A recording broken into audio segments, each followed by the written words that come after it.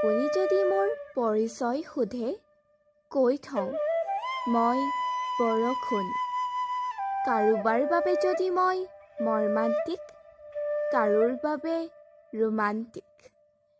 কাৰোবাৰ বাবে যদি প্ৰেমৰ শেষৰটো পৰ্যায়, কাৰোবাৰ বাবে আকৌ পাতনি।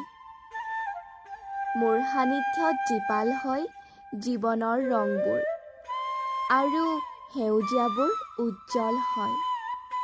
নীলাবোৰতো মোৰ চহৰতেই পাব। জীৱনৰ ধূলিয়ৰী বাট মোহাৰি প্ৰশয় দিওঁ নতুনত্ব। মই কোনো আক্ষেপ নোহোৱাকৈ মানুহৰ প্ৰতিটো কোণত বিয়পাব বিচাৰোঁ নীলা সেউজীয়াৰ সম্প্ৰীতি। মই কৃষ্ণচূড়াৰ সাম্ৰাজ্যত সপোন সিঁচো, বৰষুণেৰে আৱেগবোৰক জীপাল কৰোঁ। সেয়া আজাৰৰ হালধীয়াবোৰেই হওক নাইবা মদাৰৰ ৰঙাবোৰেই হওক।